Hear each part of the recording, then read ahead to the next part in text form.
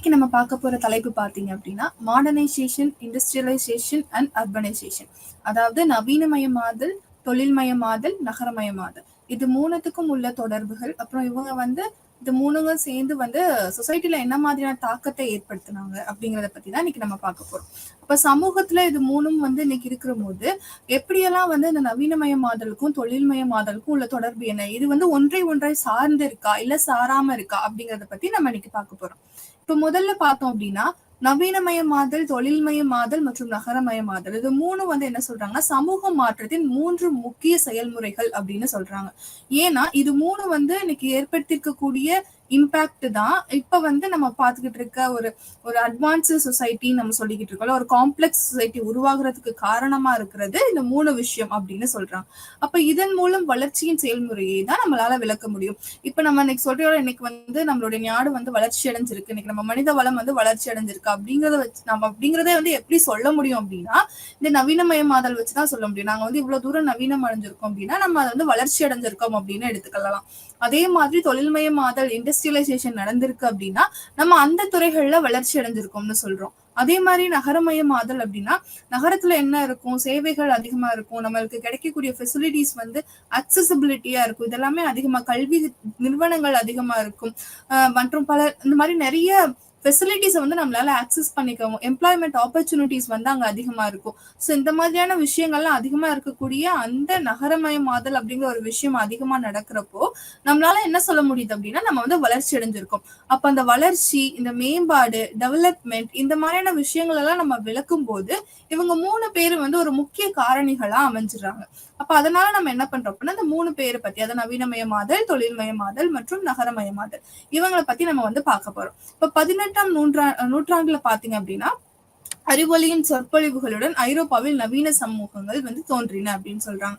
அதாவது இந்த என்லைட்டன்மெண்ட் அப்படிங்கிற ஒரு விஷயம், இந்த மாடர்னிட்டி நோக்கி நம்ம நகரக்கூடிய ஒரு அந்த லைட், அந்த ஸ்பார்க் ஆஃப் லைட்னு சொல்லுவாங்க. சோ அந்த ஒரு என்லைட்டன்மெண்ட் நம்மளுக்கு எப்ப வருதுன்னு பாத்தீங்க அப்படின்னா இந்த 18ஆம் நூற்றாண்டுல எங்க வருது அப்படின்னா ஐரோப்பாவில ஃபர்ஸ்ட் இந்த ஒரு என்லைட்டன்மெண்ட் அப்படிங்கிற ஒரு விஷயம் தோன்றுது. அப்ப அங்க இருந்து நம்மளுக்கு என்ன ஆரம்பிக்குது அப்படின்னா இந்த மாடர்ன் சமூகம், நவீன சமூகம், மாடர்னிட்டி அப்படிங்கிற ஒரு விஷயம் அந்த ஐரோப்பா கண்டங்கள்ல இருந்து தான் நம்மளுக்கு வருது, தோற்றுவிக்கிறாங்க. அப்ப தொழில்துறை புரட்சி, விஞ்ஞான வளர்ச்சியின் விளைவாக உலகை ஒரு விவசாயத்திலிருந்து பெரும்பாலும் தொழில்துறை அமைப்பாக மாற்றுது. அப்ப இது ஏற்படுத்திருக்கக்கூடிய தாக்கம் என்ன? அப்ப நம்ம பாக்குறோம் நவீனமயமாதல் அப்படிங்கிற ஒரு விஷயம் 18ஆம் நூற்றாண்டுல ஆரம்பிக்குது.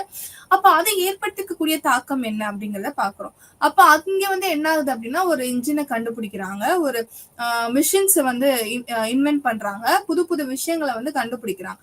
அப்ப அதெல்லாம் சேர்ந்து என்ன ஆகுது அப்படின்னா அந்த மிஷின் அப்படிங்கிற ஒரு விஷயம் தொழில்துறை புரட்சிக்கு வழிவகுக்குது. அப்ப தொழில்துறை புரட்சின்னு சொல்லக்கூடிய இண்டஸ்ட்ரியல் ரெவல்யூஷன் அப்படிங்கிற ஒரு விஷயம் எதுக்கு வித்திடுதுன்னு பாத்தீங்க அப்படின்னா உலகத்தை ஒரு விவசாய நிலத்துல இருந்து தொழில்துறை அமைப்பா மாற்றுதுன்னு சொல்றாங்க. ஏன் அப்படின்னா முன்னாடி விவசாயத்தை மட்டுமே நம்பி பிழைக்கக்கூடியவர்கள் ரொம்ப அதிக எண்ணிக்கையில இருந்தாங்க. ஆனா இப்ப 1 ஏக்கர் நிலத்துல 10 பேர் வேலை செஞ்சா போதுன்ற இடத்துல 25 பேர் அங்க வேலை செய்யக்கூடியவர்களா இருந்தாங்க. அப்போ இந்த தொழில்துறை ஒரு விஷயம், ஒரு இண்டஸ்ட்ரி ஒரு இடத்துக்கு கொண்டுட்டு வராங்க, அங்க எம்ப்ளாய்மெண்ட் இருக்கு, அப்ப அதுக்கு வேலையாட்கள் தேவைன்றப்போ இந்த 25 பேர்ல இருந்து 10 பேர் தாராளமா எங்க போகலாம் அப்படின்னா அந்த இண்டஸ்ட்ரிக்கு வேலைக்கு போகலாம். ஆனா இங்க என்ன இருக்கும், அந்த 1 ஏக்கருக்கு தேவையான வேலையாட்கள் இருக்கிறாங்க, போதுமான அளவுக்கு இருக்கிறாங்க.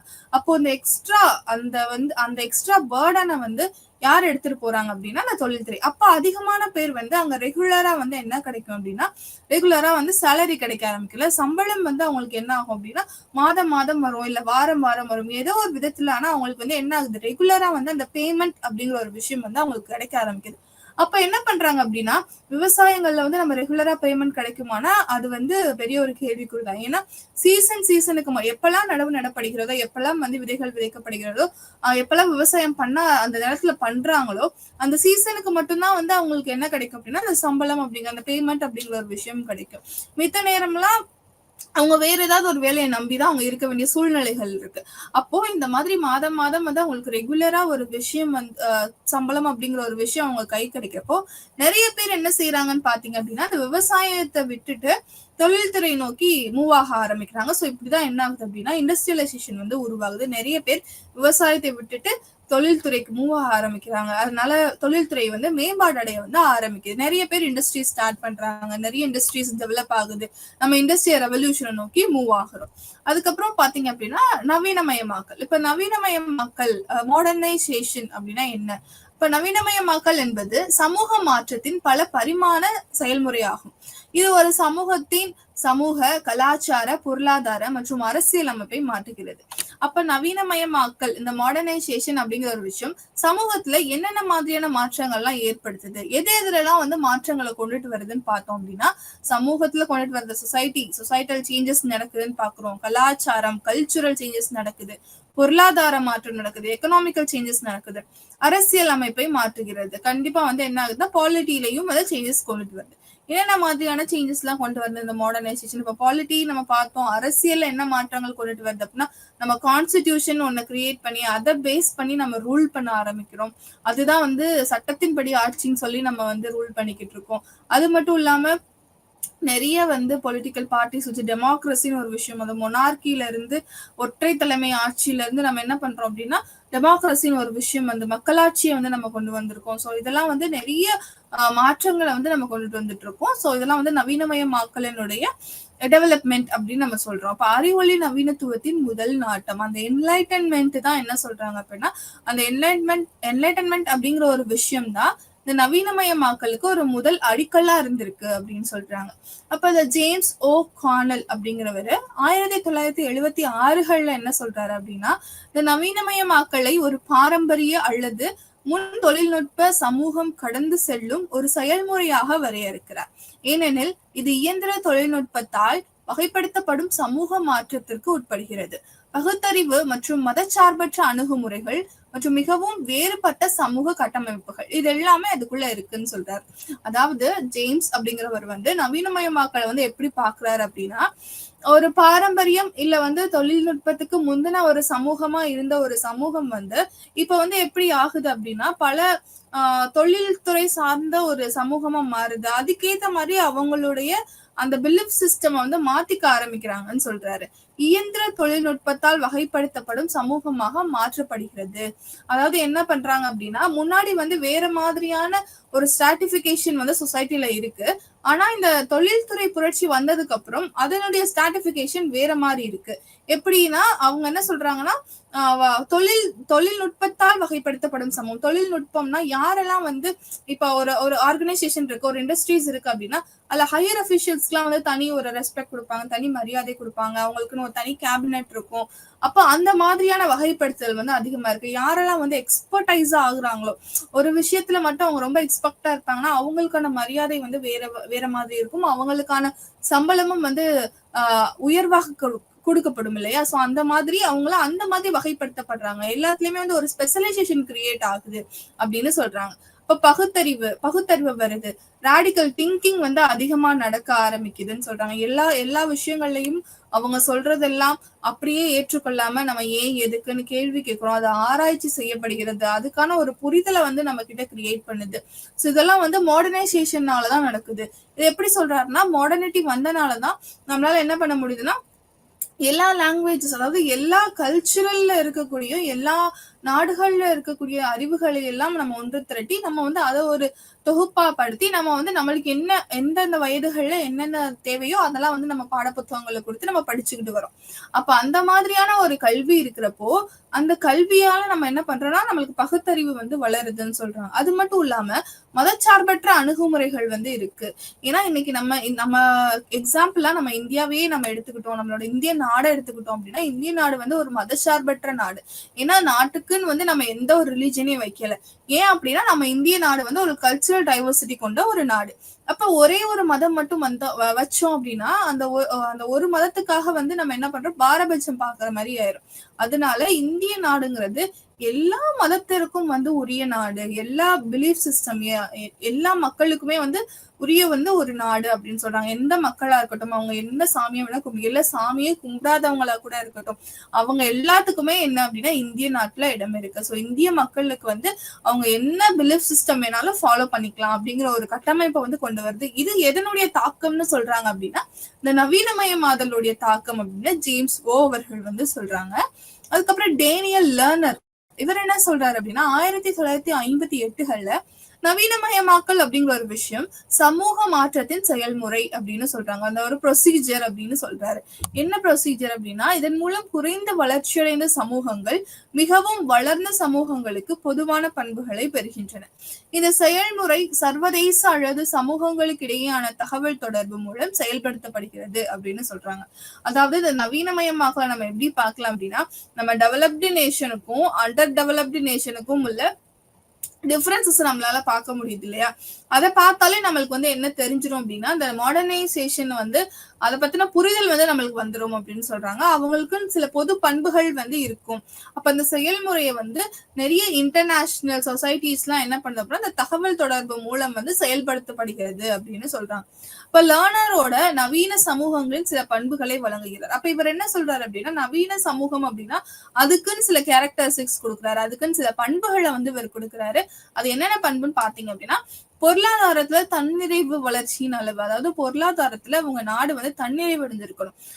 அவங்களுக்கு தேவையான உணவுகளை அவங்களே உற்பத்தி செய்யக்கூடிய அளவுக்கு அவங்களுடைய பொருளாதாரம் வந்து எப்படி இருக்கணும் அப்படின்னா தன்னிறைவா இருக்கணும் அப்படின்னு சொல்றாங்க. அதாவது எந்த ஒரு இதையும் வந்து சார்ந்து இருக்காம இவங்களை நம்பிதான் என் பொழப்பே ஓடுது அந்த மாதிரியான ஒரு சூழல் இல்லாம யாரும் இல்லைனாலும் நம்மளால தாக்கு பிடிச்சுக்கிற முடியும், நம்மளோட மக்களுக்கு நம்மளாலே உணவு கொடுக்க முடியும் அப்படிங்கிற ஒரு தன்னிறைவு அடைஞ்சிருக்கணும் பொருளாதாரத்துல அப்படின்னு சொல்றாங்க. அரசியலில் பொது பங்கேற்பு இருக்கணும், பப்ளிக் பார்ட்டிசிபேஷன் இருக்கணும்னு சொல்றாங்க. அதாவது தேர்தல ஜனநாயகம், மதச்சார்பற்ற மற்றும் பகுத்தறிவு விதிமுறைகளின் கலாச்சாரம் இருக்கணும்னு சொல்றாங்க. இது பாத்தீங்க அப்படின்னா அரசியல்ல வந்து இன்னைக்கு எல்லா மக்களாலையும் பங்கேற்க, அதாவது 18 வயது முடிந்த அனைவருமே என்னதான் ஓட்டு போடுறதுக்கு தகுதியானவர்கள் தான். ஸோ பப்ளிக்கோட பார்ட்டிசிபேஷன்ஸ் எல்லாம் இருக்கணும். அப்படி இருந்தா அது மாடர்ன் சொசைட்டி. அது மட்டும் போதுமா? இல்ல, அது வந்து ஒரு ஜனநாயக நாடா இருக்கணும், மக்களாட்சி உள்ள நாடா இருக்கணும், மதச்சார்பற்ற நாடா இருக்கணும், பகுத்தறிவு விதிமுறைகள் அந்த அவங்களோட கலாச்சாரங்கள்ல பகுத்தறிவு விதிமுறைகள் தான் அதிகமா இருக்கணும் அப்படின்னு சொல்றாரு. ராடிக்கல் திங்கிங், யாரையும் வந்து ஒரு சாராரை மட்டும் நம்ம குற்றப்படுத்தாம, ஒரு சாரார்களுக்கு மட்டும் இல்ல இந்த ரிலீஜனை சார்ந்தவங்களுக்கு மட்டும் நம்ம தண்டனைகள் அதிகமா கொடுக்காம யாரு தப்பு பண்ணியிருந்தாலும் அவங்களுக்கு ஒரே மாதிரி தண்டனை தானே கொடுக்குறோம். ஸோ அந்த மாதிரி சில கொள்கைகள்லாம் வந்து நம்ம பின்பற்றணும். ஆனா அதை வந்து மாடர்ன் சொசைட்டி அப்படின்னு சொல்றாரு. சமூகத்தில் இயக்கம் அதிகரிப்பு, அதாவது உடல், சமூக மற்றும் மனநல இயக்கத்தின் சுதந்திரம் அப்படின்னு சொல்றாங்க. அதாவது நம்ம நினைச்சத பேசக்கூடிய அளவுக்கு கிடைக்கிற சுதந்திரம் இருந்துச்சுனாலே அது மாடர்ன் சொசைட்டியோட டெவலப்மெண்ட் அப்படின்னு சொல்றாங்க. ஏன் அப்படின்னா நம்ம வந்து முதல்ல ஹெல்த்தியா இருக்கணும். ஹெல்த்தினா என்ன மாதிரி? பாடி லெவல்ல சரி, சொசைட்டி லெவல்ல சரி, இல்ல மென்டல் ஹெல்த்தும் சரி, இது எல்லாமே சேர்ந்து அந்த இது மூணுத்துக்கும் உள்ள ஒரு சுதந்திரம் கிடைச்சது அப்படி நீங்க யோசிக்கலாம். நீங்க என்ன வேணாலும் யோசிக்கலாம். நம்ம என்ன நினைச்சதை வந்து நம்ம என்ன நினைச்சதை வேணாலும் நம்ம பேசிக்கலாம் அப்படிங்கிற ஒரு சுதந்திரம் கிடைச்சது அப்படின்னாலே அதுவே வந்து ஒரு மாடர்ன் சொசைட்டியினுடைய டெவலப்மெண்ட் தான் அப்படின்னு சொல்றாங்க. அதுக்கப்புறம் பாத்தீங்க அப்படின்னா நவீனமயமாக்கலை அடைய சில வகையான வழிமுறைகளின் வேலை வாய்ப்பு, அதாவது நவீனமயமாக்கலை வந்து அடையிறதுக்கு சில வகையான வழிமுறைகளை சொல்றாங்க. எப்படி அடையலாம் அப்படின்னா, ஹண்டிங்டன் அப்படிங்கிறவரு நவீனமயமாக்கல் மற்றும் உட்குறிப்பு வளர்ச்சியின் மூலம் கிராமப்புற விவசாய கலாச்சாரங்களை நகர்ப்புற தொழில்துறை கலாச்சாரங்களாக மாற்றும் ஒரு புரட்சிகர செயல்முறையாகும் அப்படின்னு சொல்றாங்க. அதாவது நம்ம பார்த்தோம் மாடர்ன் சொசைட்டில வந்து என்ன பண்றாங்க அப்படின்னா அர்பனைசேஷன் அப்படிங்கிற ஒரு விஷயமும் சேர்ந்தே நடக்கும். ஏன் அப்படின்னா ஒரு நவீனமயமாக்கல்ல ஒரு முக்கியமான பங்கு இண்டஸ்ட்ரியலைசேஷனா இருக்கும். அந்த இண்டஸ்ட்ரியலைசேஷன் நடக்கிறது மூலியமா நம்மளுக்கு என்ன நடக்கும் அப்படின்னா அந்த அர்பனைசேஷன் அப்படிங்கிற ஒரு விஷயம் நடக்குது. அப்ப எங்கெல்லாம் வந்து ஒரு தொழிற்சாலை தொடங்குறாங்களோ அதை மையமா வச்சு பல நகரங்கள் வந்து உருவாகும்.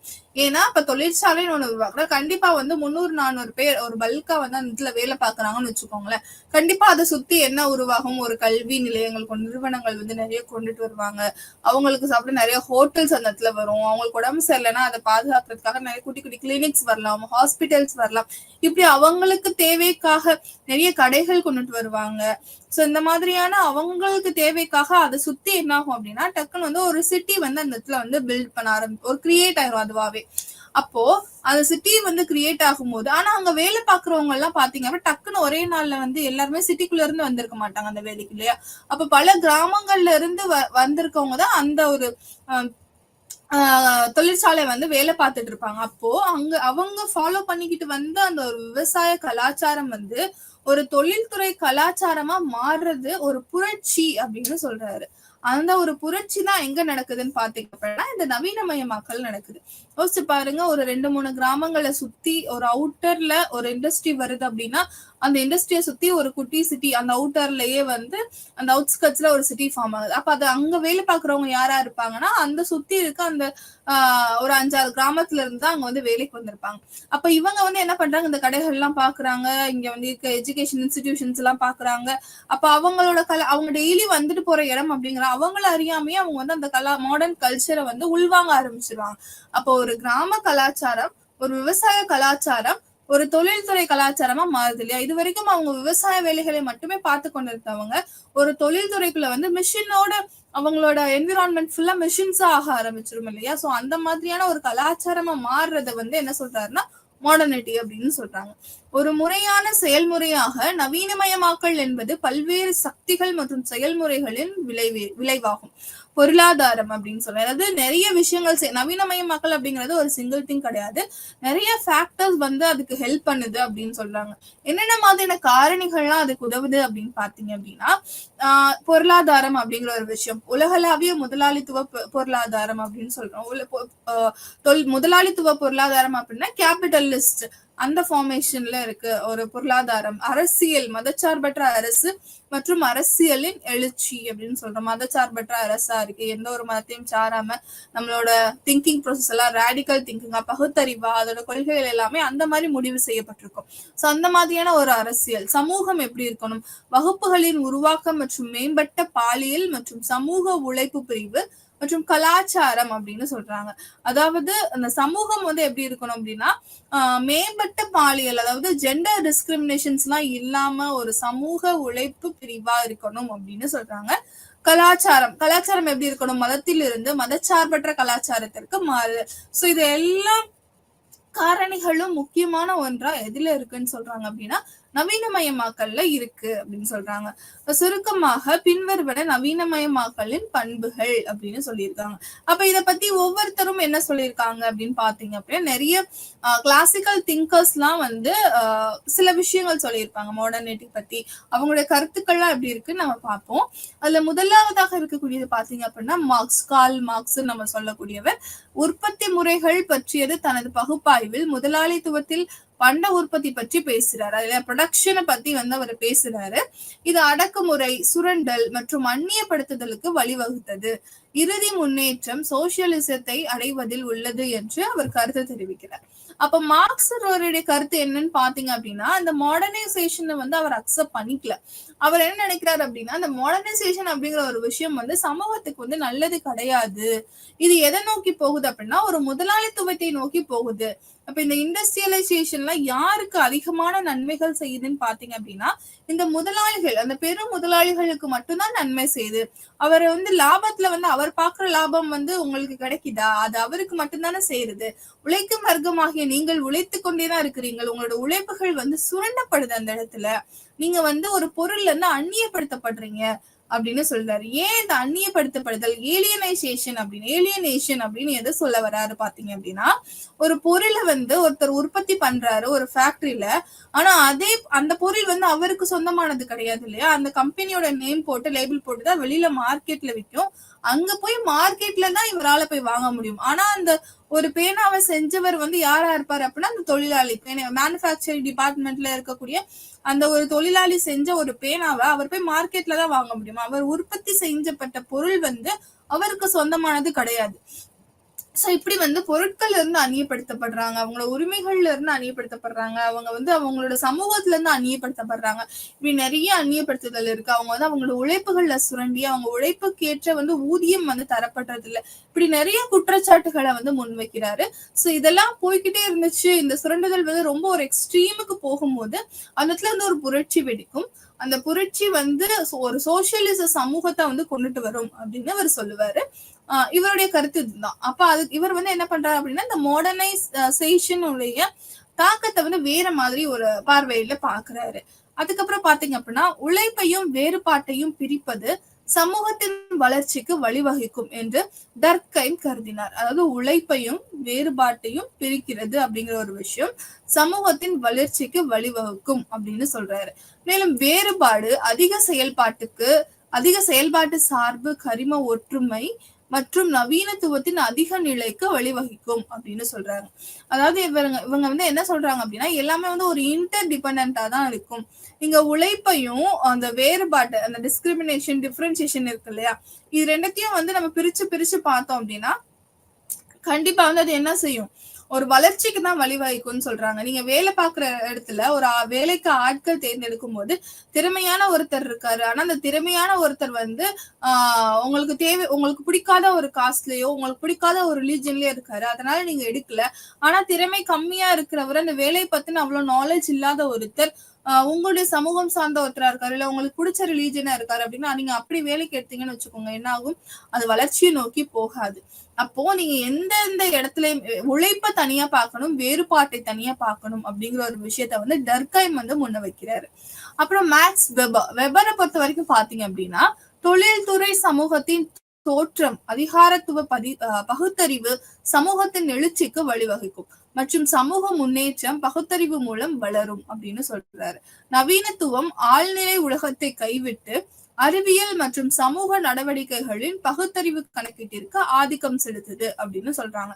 அதாவது வெபரை பொறுத்த வரைக்கும் இவர் என்ன சொல்றாருன்னா, ஒரு தொழில்துறை அப்படிங்கிற ஒரு விஷயம் தோணுச்சு அப்படின்னா அதுல இருக்க அதிகார தன்மை வந்து பகுத்தறிவு சமூகத்தின் ஒரு எழுச்சிக்கு வந்து வழிவகுக்கும் அப்படின்னு சொல்றாரு. கண்டிப்பா வந்து ஒரு அத்தாரிட்டி அப்படின்னு ஒருத்தவங்க இருப்பாங்க, அவங்க வந்து கொஞ்சம் சுரண்டலுக்கு ஏற்படுத்தலாம், அதாவது மற்றவங்கள சுரண்டப்படலாம். அப்ப அந்த மாதிரியான ஒரு சூழ்நிலையில அங்க வேலை பார்க்குற கீழ்நிலையில இருக்கக்கூடிய அந்த ஊழியர்களுக்கு வந்து ஒரு பகுத்தறிவு வந்துச்சு அப்படின்னா அதுவே வந்து ஒரு எழுச்சியா மாறும். அப்படி மாறுச்சு அப்படின்னா அதான் சமூகத்தோடைய ஒரு முன்னேற்றமா அமையும் அப்படின்னு சொல்றாரு.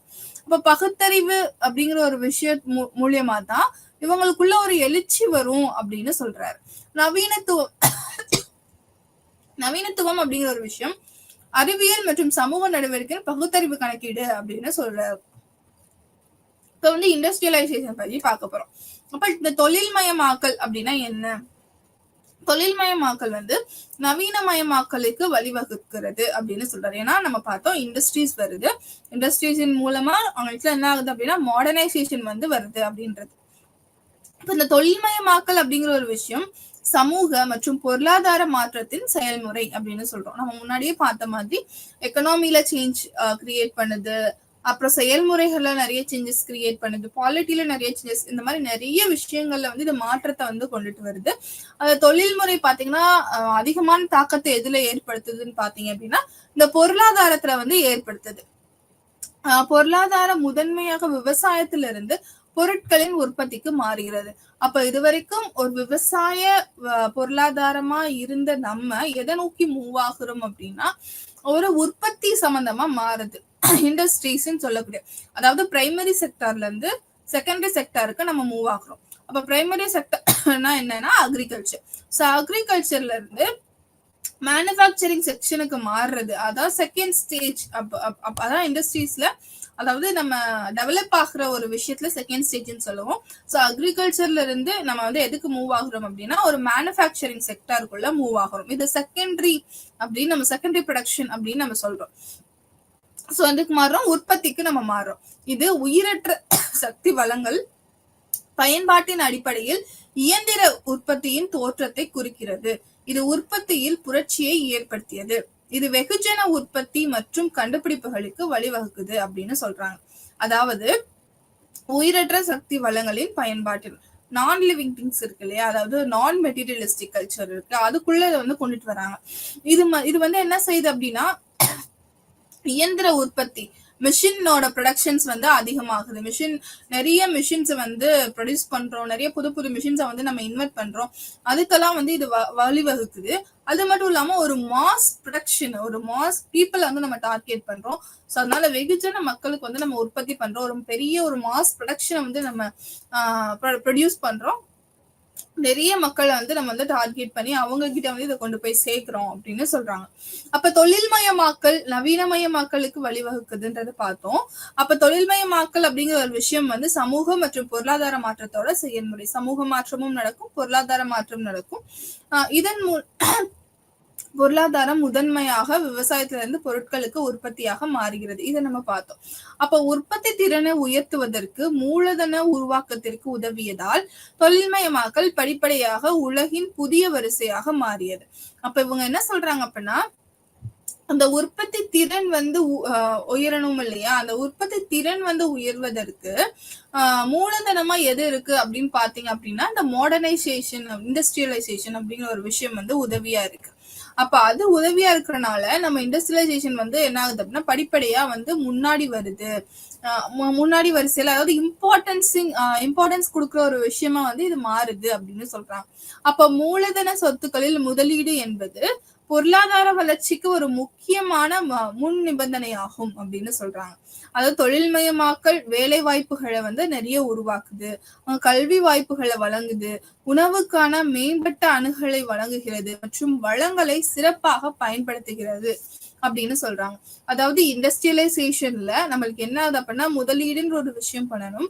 அது சொத்துக்கள் ப்ராப்பர்ட்டிஸை வச்சு நம்ம வந்து என்ன பண்றோம் அப்படின்னா நம்ம இன்வெஸ்ட் பண்றோம். அது பொருளாதார வளர்ச்சிக்கு ஒரு மிக முக்கியமான ஒரு விஷயமா அமையுதுன்னு சொல்றாங்க. தொழில்மயமாக்குறதுனால இந்த இண்டஸ்ட்ரியலைசேஷனால நம்மளுக்கு என்னென்ன நன்மைகள் கிடைக்குதுன்னு பாத்தீங்க அப்படின்னா வேலை வாய்ப்புகள் வந்து அதிகமா உருவாகுது. ஏன் அப்படின்னா நம்மளுக்கு ஆல்ரெடி தெரியும், ஒரு இண்டஸ்ட்ரி வந்து ஒரு இடத்துக்கு வருது அப்படின்னா கண்டிப்பா வந்து லோக்கல் பீப்புள்ஸ் வந்து ரொம்ப அதிகமா அந்த இடத்துல வந்து வேலைக்கு எடுப்பாங்க. அப்ப வெறும் விவசாயத்தை மட்டுமே சார்ந்து இருக்கக்கூடிய மக்கள், இன்கேஸ் விவசாயம் பொய்த்து போச்சு, பருவமழை பொய்த்து போச்சு அப்படின்னா அவங்களால அந்த வருடம் வந்து சக்சஸ்ஃபுல்லா ஒரு விவசாயத்தை பண்ணி முடிக்க முடியுமான்னு கேட்டா ஒரு பெரிய கேள்விக்குறிதான். அப்ப நீர்ப்பாசனம் இருக்காது. அப்ப அந்த மாதிரியான ஒரு வறண்ட காலகட்டங்கள்ல நம் மக்களுக்கு வந்து உதவிகரமா இருக்கக்கூடிய ஒரு விஷயம் எதுன்னு பாத்தீங்க அப்படின்னா இந்த தொழில்துறையா தான் இருக்கு. அப்ப தொழில்துறைக்கு போனோம்னா அவங்களுக்கு ரெகுலரா வந்து சேலரி கிடைக்குது, ரெகுலரா அவங்களுக்கு ஜாப்ஸ் இருக்கும், மேனுஃபேக்சரிங் நடந்துட்டு இருக்கும். அவங்களால வந்து அது முழுமையா வந்து அவங்களை ஈடுபடுத்தி அவங்களுக்கு ரெகுலரா ஒரு பேமெண்ட் கிடைக்குது. அப்போ இந்த மாதிரி ஒரு வேலை வாய்ப்புகளை உற்பத்தி பண்ணி கொடுக்குது, கல்வி வாய்ப்புகளை வழங்குது. ஏன் அப்படின்னா இந்த இண்டஸ்ட்ரியலைசேஷன் நடக்கும் போது ஒரு இண்டஸ்ட்ரி கிரியேட் ஆகுதுன்னா நம்ம முன்னாடி பார்த்த மாதிரி அதை மையமாக வைத்து ஒரு நகரம் உருவாகும். அது எப்படிப்பட்ட நகரமா இருக்கும்னு பாத்தீங்கன்னா எல்லா ஃபெசிலிட்டிஸும் இருக்கக்கூடிய ஒரு நகரமா இருக்கும். அப்ப அந்த குழந்தைகள் ரொம்ப தூரத்துல இருந்து வரவங்க என்ன பண்ணுவாங்க, அந்த நகரத்துக்கு ஷிஃப்ட் ஆகணும்னு நினைப்பாங்க. அப்ப அந்த நகரத்துக்கு ஷிஃப்ட் ஆகணும் அப்படின்னா கண்டிப்பா அங்க எல்லா வசதிகளும் இருக்கும் இல்லையா?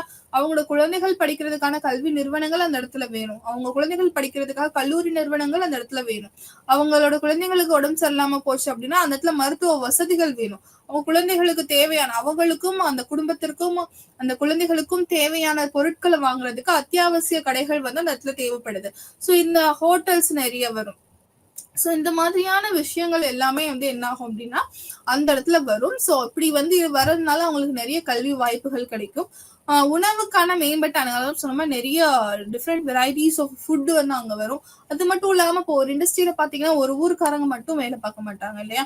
அப்ப நிறைய ஊர்கள் சார்ந்தவங்க, வேற வேற டிஸ்ட்ரிக்ட்ஸ் சார்ந்தவங்க, வேற வேற ஸ்டேட்ஸ் சேர்ந்தவங்க, வெளிநாட்டவர்கள், சோ இந்த மாதிரி வேற வேற ஸ்டேட்ஸ் கூட அவங்களோட கல்ச்சுரல் பிளெண்டிங் நடக்கக்கூடிய ஒரு விஷயம் நடக்கும்.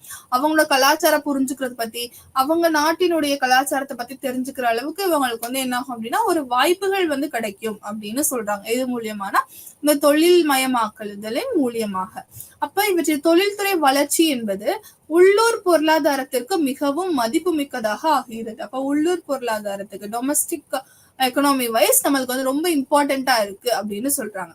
சமூகத்தின் மீதான பிற விளைவுகளில் குறிப்பிடத்தக்க மக்கள் தொகை வளர்ச்சி, மூலப்பொருட்களாக வளர்ந்து வரும் தேவை, உயரும் வாழ்க்கை தரம், போக்குவரத்து மற்றும் தகவல் தொடர்பு மேம்பாடு மற்றும் புதிய சமூக வர்க்கங்களின் வளர்ச்சி ஆகியவை அடங்கும்.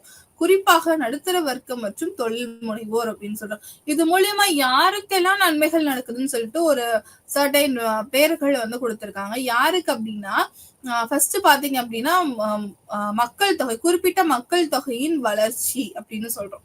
மூலப்பொருட்களுக்கான வளர்ந்து வரும் தேவை, அந்த தேவை வந்து ரொம்ப அதிகரிக்குது.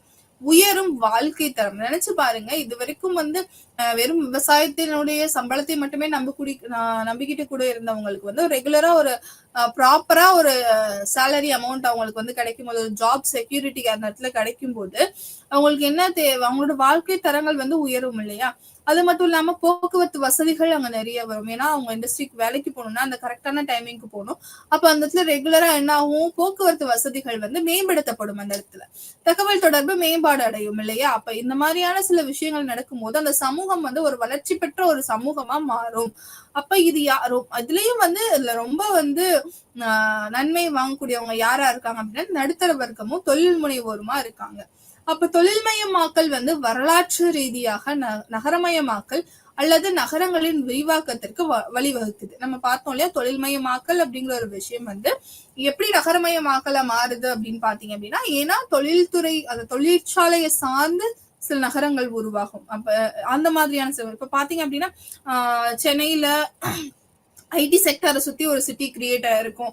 அதே மாதிரி இண்டஸ்ட்ரியல் சிட்டின்னு பாத்தீங்க அப்படின்னா ஸ்ரீபெரும்புதூர், அதாவது சென்னைக்கு அவுட்டர்ல ஸ்ரீபெரும்புதூர். சோ இந்த மாதிரியான சில சிட்டிஸ்லாம் எதை மையமா வச்சு டெவலப் ஆகுது அப்படின்னு பாத்தீங்க அப்படின்னா இந்த மாதிரி இண்டஸ்ட்ரீஸை வச்சு டெவலப் ஆகுது. சோ அந்த தொழில்மயமாக்கல் வந்து முக்கியமான காரணங்கள் தொழில்துறையினால என்ன வளருதுன்னு பாத்தீங்க அப்படின்னா நகரமயமாக்கல் ஆகுது. அல்லது நகரங்களின் அந்த நகரமே வந்து என்ன ஆகும் அப்படின்னா கொஞ்சம் விரிவாக்கம் அடையும். இன்னும் கொஞ்சம் பேர், ஏன்னா நிறைய மக்கள் அது உள்வாங்கணும் இல்லையா? சோ அதுக்கேத்த மாதிரி அது தன்னை விரிச்சு கொடுத்துக்கணும். சோ விரிவாக்கம் அடையும். பொருளாதார வளர்ச்சி மற்றும் வேலை வாய்ப்புகளை உருவாக்குவதன் மூலம் மக்களை நகரங்களுக்கு இருக்கிறது. ஏன் வந்து நிறைய மக்கள் நகரமயமாதல்னா நம்ம என்ன அப்படின்னா கிராமப்புறங்கள்ல இருந்து நகர்ப்புறத்திற்கு வர்றாங்க. அந்த ஒரு மூவ்மெண்ட் ஆஃப் பீப்புள் ரூரல்ல இருந்து அர்பனுக்கு போறாங்க அப்படின்னா அதை வந்து நம்ம நகரமயமாக்கல் அப்படின்னு நம்ம சொல்லுவோம். ஏன் போறாங்க? அங்க கிடைக்கக்கூடிய வேலை வாய்ப்புகள் அவங்களை ஈர்க்கும். அங்க கிடைக்கக்கூடிய வசதிகள், சேவைகள் இது எல்லாமே அவங்களை ஈர்க்கக்கூடிய ஒரு விஷயமா இருக்கு.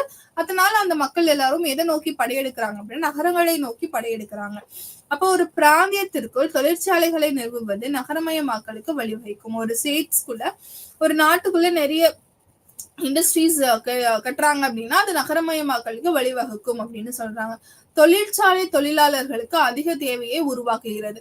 அப்போ ஒரு ஸ்டேட்ல ஒரு அவுட்டர் சிட்டி அவுட்டர்லயோ இல்ல ஒரு ஏதோ ஒரு ரீஜியன்ல வந்து அவங்க இண்டஸ்ட்ரி கட்டுறாங்கன்னா அந்த இடத்துல என்ன ஆகும், அந்த லேபருக்கு தேவை அந்த டிமாண்ட் கிரியேட் ஆகுது இல்லையா? அப்ப நிறைய பேர் வந்து வேலைக்கு வருவாங்க. சோ இதுதான் வந்து சொல்றாங்க எம்ப்ளாய்மெண்ட் ஆப்பர்ச்சுனிட்டிஸ வந்து இது அதிகமா வந்து கிரியேட் பண்ணி கொடுக்குது நம்மளுக்கு. இப்ப தொழில்துறைக்கு பிந்திய சமூகம் வந்து எப்படி இருக்கு, தொழில்துறைக்கு முன்னாடி இருந்த சமூகம், அதாவது அக்ரிகல்ச்சரல் சொசைட்டி. அப்ப தொழில்துறை சமூகம் வந்து ஒரு நவீன சமூகமா இருக்கு வந்துருச்சு இல்லையா? சோ டேனியல் பெல் 1973 தொழில்துறை உற்பத்தியை விட சேவைகள் மற்றும் அறிவு தொடர்பான தொழில்நுட்பங்கள் ஆதிக்கம் செலுத்தும் ஒரு சமூகத்தை நோக்கி நகர்கிறோம் என்று கணித்தார். அப்ப இவர் 1970s என்ன சொல்லியிருக்காரு அப்படின்னா நம்ம வந்து இந்த மேனுஃபேக்சரிங் செக்டரை விட சர்வீஸ் செக்டரை நோக்கி போறோம். அதுல வந்து நம்ம அதிகமா வந்து கவனம் செலுத்தி கொண்டிருக்கோம். கண்டிப்பா வந்து அது அதை விட வந்து ஒரு டெவலப்மெண்டா வந்து போய் நிக்கும் அப்படிங்கறத வந்து அவர் முன்னாடியே வந்து என்ன பண்றாருன்னா கணிச்சிருக்காரு அப்படின்னு சொல்றாங்க. சோ அதாவது நம்ம மேனுஃபேக்சரிங் செக்டர்ல இருக்கும் போதே அவர் என்ன சொல்லிட்டாருன்னா சர்வீஸ் செக்டரை பத்தி பேசுறாரு. அப்ப கண்டிப்பா வந்து இந்த மாதிரியான ஒரு விஷயம் நடக்கும். நம்ம எல்லாரும் அதை நோக்கி போவோம். அப்ப அந்த இடத்துல வந்து நம்ம வந்து என்ன அட்வான்ஸ்மெண்ட் அந்த உச்சத்தை வந்து நம்மளால தொட முடியும் அப்படிங்கறத பத்தி பேசியிருக்காரு. அப்ப தொழில்துறைக்கு பிந்திய சமூகமும் தொழில்துறை சமுதாயத்தை மேலாதிக்க முறையாக மாற்றும் என்று அவர் நம்பினார். அப்ப அந்த சர்வீஸ் செக்டரை நம்ம அடைஞ்சிட்டோம் அப்படின்னா நம்மளால என்ன பண்ண முடியும், அந்த மேலாதிக்க முறையை அந்த சமுதாயத்தோட மேலாதிக்க முறையை வந்து மாற்றும் அப்படின்னு சொல்றாங்க. அப்ப உற்பத்தியில் இருந்து சேவைகளுக்கு மாற்றம். அப்ப நம்ம என்ன பண்றோம், மேனுஃபேக்சரிங் சொசைட்டில இருந்து சர்வீஸ் செக்டர் அந்த ரெண்டு அதுக்கு வந்து மூவ் ஆக ஆரம்பிக்கிறோம். ஒரு ஸ்டேட்ல வந்து சர்வீஸ் செக்டர் வந்து ரொம்ப எனார்மஸ் ஒரு டெவலப்மெண்ட்டை வந்து அது அடையும். இன்னைக்கும் பாத்தீங்க அப்படின்னா நம்ம ஜிடிபி நம்ம கண்ட்ரியோட ஜிடிபில அதிகமா கான்ட்ரிபியூட் பண்ணக்கூடிய ஒரு விஷயமா யார் இருக்காங்க அப்படின்னு பாத்தீங்கன்னா இந்த சேவை துறை தான் இருக்கு. சர்வீஸ் செக்டர் தான் பண்றாங்க. அப்ப புதிய அறிவியல் சார்ந்த தொழில்களின் மையம், புதிய தொழில்நுட்ப உயரிடக்கின் எழுச்சி மற்றும் அடுக்குமுறையின் புதிய கொள்கை வருகை, இது எல்லாமே வந்து மாடர்னிட்டி இண்டஸ்ட்ரியலைசேஷன் இதுல எல்லாம் இருக்கும்.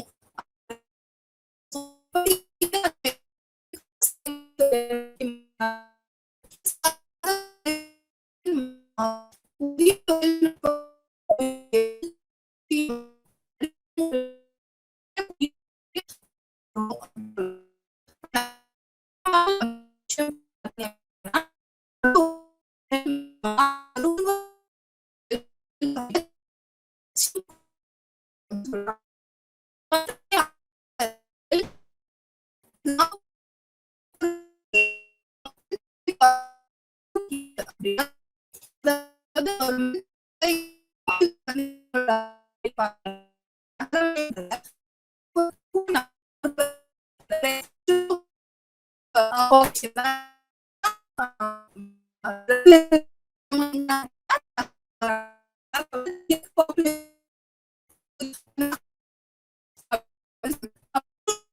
சூழல்ல சாதி அமைப்பின் குப்பைகளில் வாழ்க்கை முறைகள், வர்க்க அமைப்பு, அணு குடும்பம் மற்றும் மிகவும் மதச்சார்பற்ற மதத்தின் தோற்றம் ஆகியவற்றின் மாற்றத்தை இது எதிர்பார்க்கிறது. கூட்டு குடும்பம் மற்றும் கடுமையான மத நடைமுறைகள். இப்ப இந்திய ஒரு சூழ்நிலையில அதிகமான தாக்கத்தை இதெல்லாம் வந்து எதுல ஏற்படுத்துது அப்படின்னு பாத்தீங்க அப்படின்னா, அந்த ஜாதிய வாரியான பிரிவுகள்ல, குடும்பங்கள், மதச்சார்பற்ற கொள்கை இதுல எல்லாம் வந்து தாக்கத்தை ஏற்படுத்துது அப்படிங்கறத நம்ம பாக்கணும். ஏன் அப்படின்னா ஒரு மாடர்ன் சொசைட்டியை நோக்கி நம்ம போயிட்டோம்னா இது எல்லாத்தையுமே நம்ம பார்க்கவே கூடாது இல்லையா? அப்போ அதுதான் மாடர்ன், அதாவது ராடிக்கல் திங்கிங்னா அதுதான். அப்போ ஒரு பகுத்தறிவு அப்படின்னா நம்ம மத சார்ந்து நம்ம யாரையும் வந்து என்ன பண்ணக்கூடாது அப்படின்னா அவங்களை ஒதுக்கி வைக்க கூடாது, அவங்களை டிஸ்கிரிமினேட் பண்ணக்கூடாது, அவங்களை டிஃபரன்ஷியேட் பண்ணக்கூடாது அப்படிங்கிற ஒரு விஷயம். அந்த தாட் ப்ராசஸ் நமக்குள்ள எப்போனா அந்த மாடர்ன் தாட்ஸ் எல்லாம் நம்ம உள்ள எடுத்துக்கும் போது சோ அந்த மாதிரியான ஒரு சூழல்ல வந்து இது கிரியேட் பண்ணி கொடுக்கும், அதுக்கு சாதகமா இது அமையும் அப்படின்னு சொல்றாங்க. அப்ப இந்த சமூக கலாச்சார மற்றும் உளவியல் செயல்முறையானது நடத்தை முறைகள், அமைப்பின் வடிவங்கள் மற்றும் நகரத்தில் தோன்றிய அல்லது தனித்துவமான கருத்துக்கள் உட்பட்ட பொருள் மற்றும் பொருள் அல்லாத கலாச்சாரத்தை மக்கள் பெறுகின்றனர். அப்ப இவங்க என்ன சொல்றாங்க அப்படின்னா அந்த சமூக கலாச்சார மாற்றம்னு ஒண்ணு நடக்குது. அதுல என்னென்ன மாதிரி எல்லாம் நடக்குது அப்படின்னு பாத்தீங்க அப்படின்னா, கலாச்சாரம் வந்து தோன்றி அல்லது தனித்துவமான கருத்துக்கள், நம்மளோட அந்த இண்டிவிஜுவல் பெர்ஸ்பெக்டிவ் அப்படிங்கிற ஒரு விஷயம் வந்து அதிகமான இம்பார்ட்டன்ஸ் பெற ஆரம்பிக்கும். அதுக்கு முன்னாடி வரைக்கும் நம்ம எல்லாத்தையும் பத்தி யோசிச்சுட்டு இருப்போம், நம்ம குடும்பங்களை பத்தி அதிகமா யோசிச்சுட்டு இருப்போம். இல்ல ஒரு குழந்தை வந்து தன்னுடைய கல்வி படிப்பை இங்க படிச்சு முடிச்சுட்டு கல்லூரிக்கு போகணும், அது வெளிநாடுகள்ல போய் படிக்கணும்னு ஆசைப்படுது. ஆனா அந்த குடும்பம் வந்து அதுக்கு தடையா இருக்கிறப்போ அந்த வேணாம் அப்படின்னு, அதாவது ரொம்ப நம்ம வந்து திருப்பி வந்து அதை ட்ரையே பண்ண மாட்டோம், திருப்பி கேட்க கூட மாட்டாங்க. அந்த இண்டிவிஜுவாலிட்டிக்கு அவ்வளவு ரெஸ்பெக்ட் இருக்காது. ஆனா இன்னைக்கு இருக்கக்கூடிய காலகட்டங்கள் இல்ல, அதோட முக்கியத்துவம் வந்து நம்ம குடும்பத்தினர்கிட்ட புரிய வச்சு அதை வந்து நம்ம எடுத்துக்காட்டி இதனால வந்து என்னுடைய வாழ்க்கை தரம் உயரும், நம்மளோட நம்மளோட வாழ்க்கை தரம் உயரும் அப்படின்றத அவங்கள சொல்லி அதை புரிய வச்சு அதுக்கப்புறம் நம்ம நினைச்சதை வந்து நம்மளால அட்டைன் பண்ணக்கூடிய அளவுக்கு வந்து இன்னைக்கு இந்த சமூகம் வந்து வளர்ந்திருக்கு. இதுக்கெல்லாம் காரணம் வந்து இந்த நகரமயமாக்கலும் நவீனமயமாக்கலும் தான் அப்படின்னு இங்க வந்து கருத்து தெரிவிக்கிறாங்க. அதுக்கு அடுத்து பாத்தீங்க அப்படின்னா நகரமயமாக்கலை பத்தி பாக்குறோம். அப்ப அந்த நகரமயமாக்கல்ல தொழில்மயமாக்கலுக்கு பிறகு நகரமயமாக்கல் சமீபத்திய காலங்களில் உலகின் மிகப்பெரிய மற்றும் தொடர்ச்சியான ஒரு புரட்சியா நடந்துட்டு இருக்கு இல்லையா? ஏன்னா நகரமயமாக்கல் அப்படிங்கிற ஒரு விஷயம் வந்து எல்லா சமூகங்களையும் நடக்கக்கூடிய ஒரு விஷயம், எல்லா இடங்களையுமே நடக்கக்கூடிய ஒரு விஷயமா தான் பாக்குறோம். சோ இது வந்து ஒரு தொடர்ச்சியான ஒரு புரட்சியா நடந்துகிட்டு இருக்கு. இன்னைக்கும் தமிழ்நாட்டுல பாத்தீங்க அப்படின்னா இந்தியாவிலேயே தமிழ்நாடுதான் வந்து அதிக வேகத்தில் வந்து நகரமயமாதல் நடந்து கொண்டே இருக்கு அப்படிங்கிற ஒரு விஷயத்த பாக்குறோம். இது சமூக வாழ்க்கையின் முழு வடிவத்திலும் ஒரு புரட்சிகர மாற்றத்தை வந்து குறிக்குது, ஒரு புரட்சிகர மாற்றம் தான்.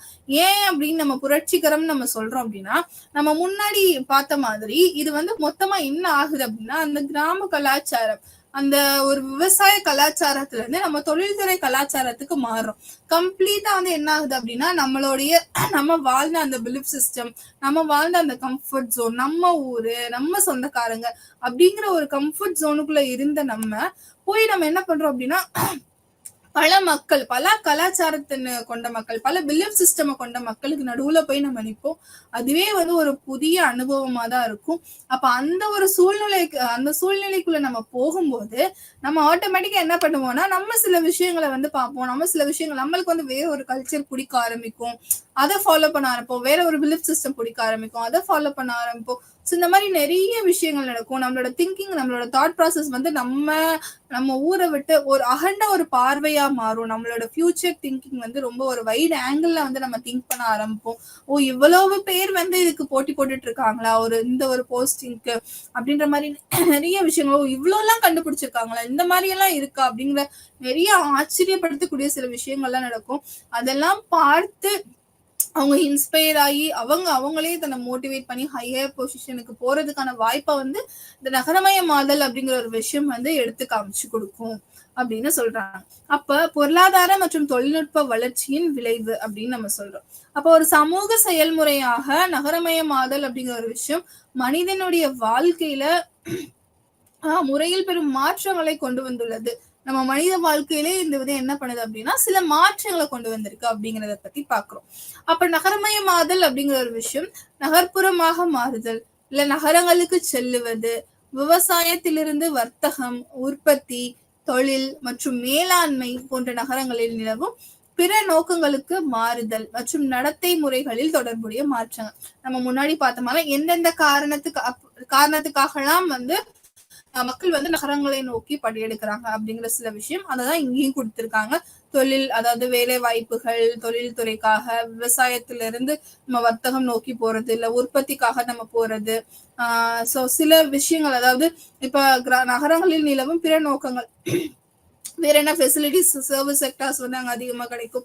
இன்னும் பாத்தீங்க அப்படின்னா கிராமங்கள்ல சில டிஸ்கிரிமினேஷன்ஸ் ஃபேஸ் பண்ணியிருப்பாங்க, இல்ல அங்க படிப்புக்கான வசதிகள் இருந்திருக்காது, சில பேர் அதுக்காக மூவ் ஆயிட்டு வந்திருப்பாங்க. பல காரணங்கள் இருக்கலாம்.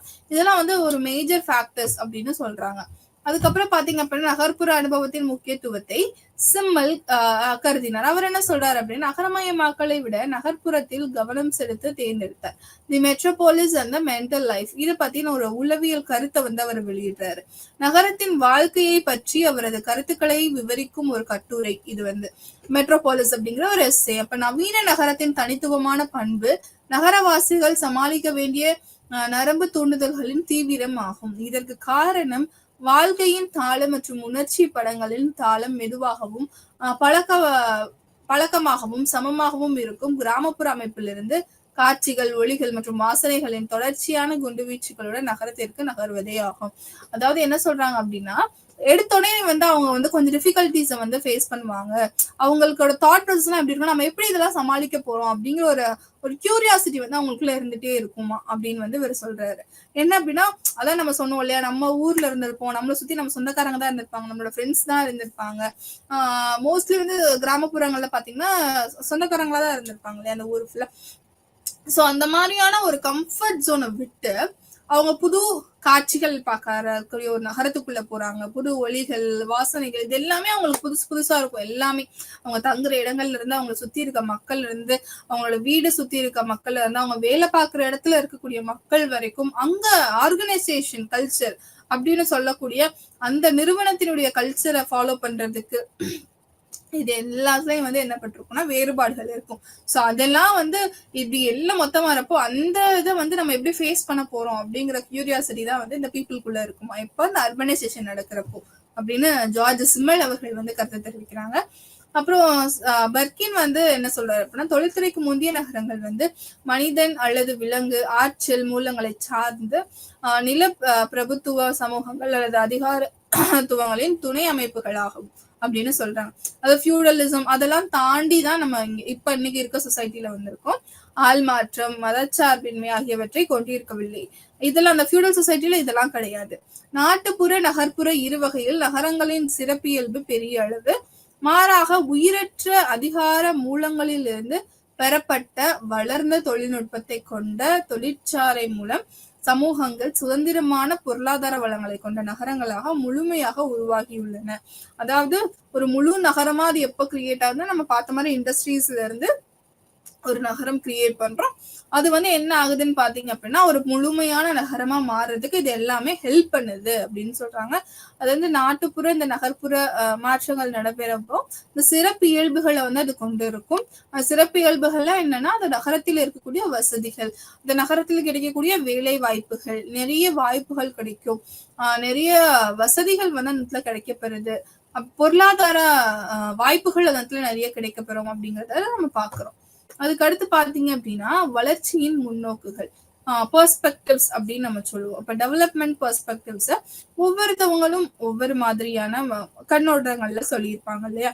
சோ அப்படி யார் யாரு என்னென்ன மாதிரியான கண்ணோட்டங்கள்ல சொல்லியிருக்காங்க அப்படிங்கிறத நம்ம பாக்குறோம். வளர்ச்சி கோட்பாட்டின் வளர்ச்சி இரண்டாம் உலக போருக்கு பிந்தைய நிகழ்வு.